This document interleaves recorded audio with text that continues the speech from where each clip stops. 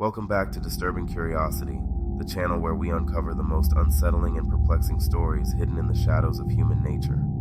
In today's episode of Evil Kids, we delve into 3 more true and chilling stories that defy our understanding of childhood innocence. These are not just tales of misdeeds, they are accounts of heinous crimes committed by the youngest among us. Lastly, if you haven't already, consider subscribing to the channel, where I'll have a new video for you every Tuesday, Thursday, and Saturday. Let's begin.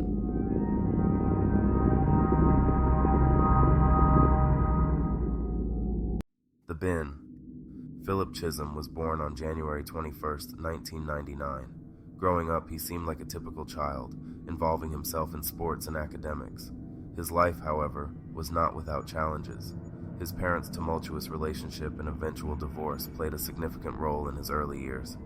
Despite these difficulties, Chisholm maintained a quiet demeanor and was known as a well-behaved student, making his later actions all the more perplexing. The morning began with Danvers High School's new security cameras capturing an unusual sight. Philip Chisholm, a freshman at the school, was recorded arriving with multiple bags, which he carefully stored in his locker.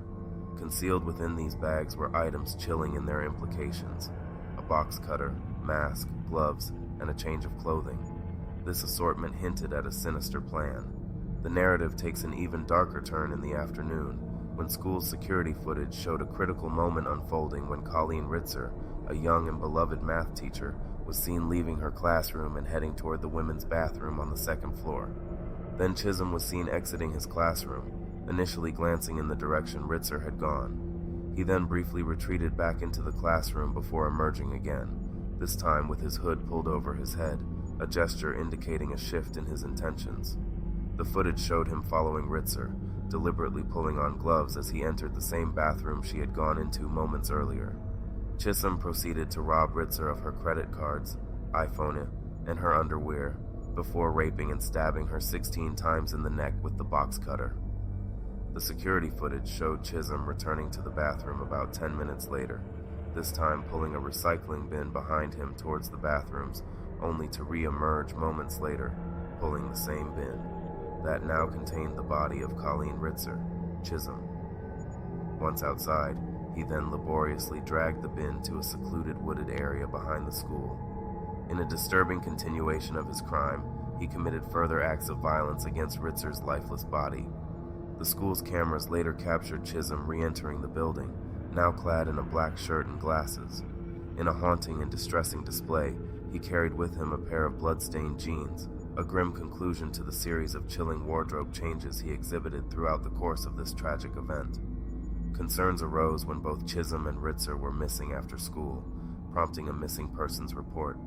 The police investigation at the school revealed blood in the bathroom, Ritzer's bag, a bloodied recycling bin, and her blood-stained clothing in the woods. By 11:45 p.m., after reviewing CCTV footage, Chisholm was identified as a suspect. Meanwhile, he had used Ritzer's credit card for a movie and later stole a knife, leading to his apprehension by police on a highway later that same night. Once apprehended, a frisk search turned up Ritzer's credit card and driver's license on Chisholm. At the station, a search of his backpack revealed Ritzer's purse, underwear, and a blood-stained box cutter. When Chisholm was asked whose blood it was, he said, "It's the girl's." When asked if he knew where she was, he chillingly replied, "She's buried in the woods." At 3 a.m., police discovered the gruesome sight of Ritzer's half-naked body, covered with leaves near a pair of stained white gloves. A branch had to be pulled from her private area, and a folded handwritten note lay nearby worded, "I hate you all." The trial of Philip Chisholm was a closely followed event, marked by debates over the appropriate way to prosecute juvenile offenders in serious crimes. In December 2015, Chisholm was found guilty of first-degree murder, aggravated rape, and armed robbery, and sentenced to 40 years to life. Given his age, the case raised complex questions about juvenile justice, mental health, and the capacity for rehabilitation.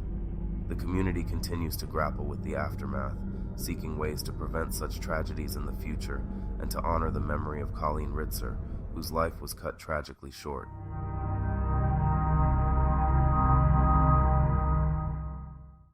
Ambush. Mitchell Johnson, age 13, and Andrew Golden, aged 11, were students at Westside Middle School. Their backgrounds, typical of boys their age, gave little indication of the devastating plans they were concocting. The night before, Mitchell Johnson and Andrew Golden prepared by loading Golden's grandfather's stolen weapons and ammunition into a van which belonged to Johnson's mother. The next morning, they arrived at school late, having missed their bus on purpose, and began acting on their plans. Golden triggered the fire alarm around 12:30 p.m., and they both took positions in the nearby woods with the firearms. As students and teachers evacuated, believing it to be a drill, Johnson and Golden opened fire, causing initial confusion among the crowd. But as students and teachers realized the gravity of the situation, they quickly retreated back into the gymnasium for safety. The attack claimed the lives of 4 students and 1 teacher, while injuring 10 others. This calculated ambush shook the nation, highlighting the vulnerability of schools to such attacks.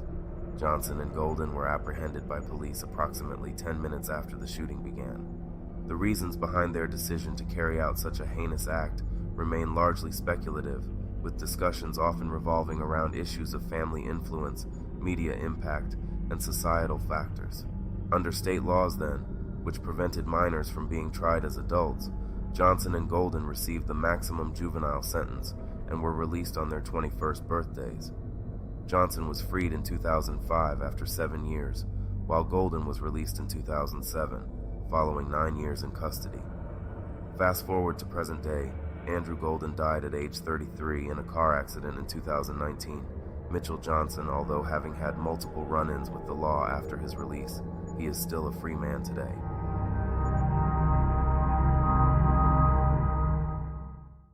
Bad timing. John Venables and Robert Thompson were born in 1982 in Liverpool, England. Both boys came from challenging backgrounds marked by troubled family lives. Thompson experienced a tumultuous home environment, while Venables struggled with learning difficulties. Despite their young age, both had already begun to exhibit concerning behavior. John Venables and Robert Thompson, having skipped school, found themselves at Boodle's New Strand shopping center on February 12th. There, they engaged in petty theft, aimlessly tossing stolen items down escalators. Their decision to abduct a child, with motives still unclear, was a spontaneous and chilling turn of events. Earlier, they had attempted to lure another child away at a TJ Hughes store, but a mother's quick intervention prevented the abduction. This near miss narrowly saved one child, tragically setting the stage for James Bulger's fate. Shortly after their failed abduction attempt, Venables and Thompson, near a snack kiosk, spotted James Bulger by a butcher's shop. Seizing the moment when his mother was momentarily distracted, they coaxed the toddler away, with Venables leading him by the hand. Shoppers later recalled seeing the trio in the mall, with Bulger occasionally running ahead and the boys calling him back. Decades later, the surveillance image from the case remains iconic. It shows the 2 boys, John Venables and Robert Thompson, leading toddler James Bulger by the hand through a shopping mall. To the unaware, it appears as a harmless scene, but the reality behind it is both tragic and infamous.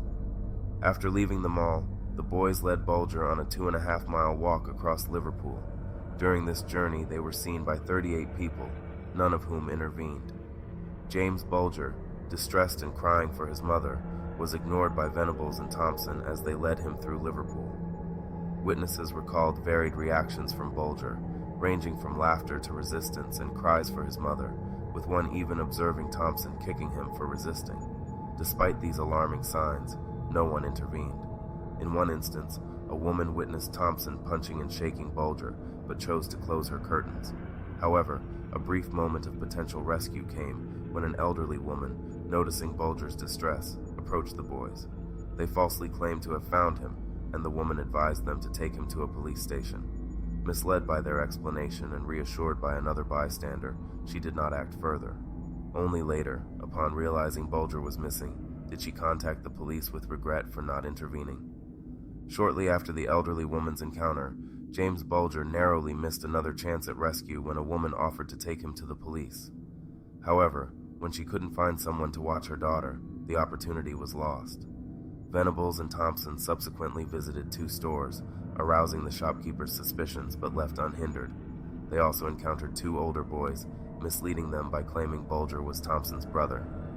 Eventually, the trio reached a railway, where Venables and Thompson hesitated momentarily before proceeding to the secluded area.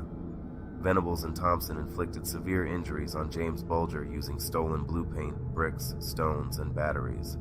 They struck him with a heavy iron bar, causing 10 skull fractures among a total of 42 injuries, making it impossible to determine the fatal blow.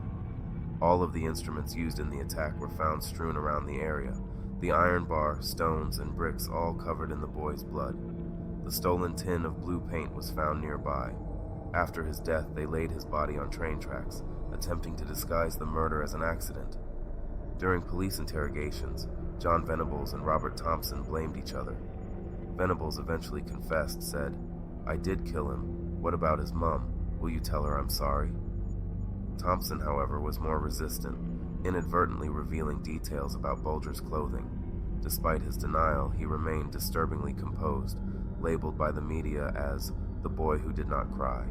Both were charged, and their trial began 9 months later amidst public outcry for justice, with crowds outside the courthouse demanding severe punishment. The next day, police searches began in various locations, including the canal, based on eyewitness reports, but initially found nothing. Initially, Bulger's parents were considered suspects. However, the release of CCTV footage from the mall showing 2 young boys leading James away, identified by his clothes, shifted the focus of the investigation. The footages released to the media escalated the search nationwide. Ralph Bulger, upon seeing the images, felt a momentary relief, mistakenly believing his son was safe with children. They received indefinite detention sentences, standard for juvenile murderers, with a minimum of 8 years.